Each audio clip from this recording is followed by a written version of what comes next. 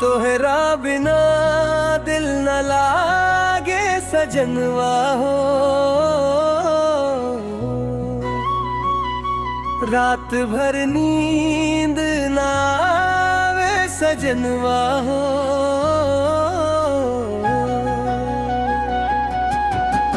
चांदनी रात में तोहरे याद आवे, सांसों में बस लूं दिलवा में समावे। आँखियाँ के काजल नाम लिखे तोहार, रोज रोज बढ़े हमार प्यार। तोहरा बिना दिल न लागे सजनवा हो। रात भर नींद न आवे सजनवा हो। आजा हमार जान, तू ही पहचान। तोहरे बिना सूना लागे जहां। नदी किनारे बैठ सपना सजाई, तोहरे संग जिए के कसम खाई। हाथ में हाथ हो, साथे हर बात हो।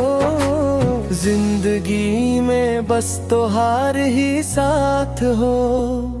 तोहरा बिना दिल न लागे सजनवा हो। रात भर नींद न आवे सजनवा हो।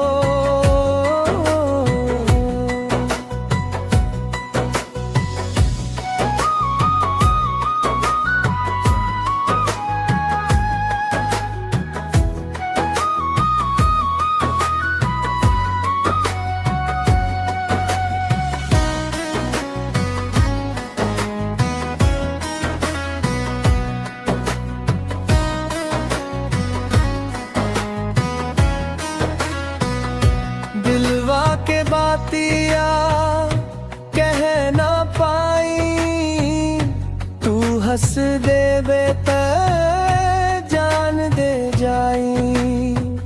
तू ही सुबह तू ही शाम, तोहरे नाम हर एक काम।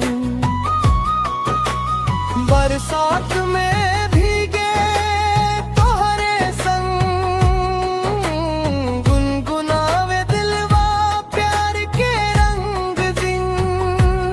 दो चुम जल चुनरिया खुशबू तोहार, लागे जैसे सपना साकार। तोहरा बिना दिल लागे सजनवा हो। रात भर नींद न आवे सजनवा हो। अब त आजा देरी न कर, तोहरे बिना दिल हो गईल बेघर। तोहरा बिना दिल न लागे सजनवा हो।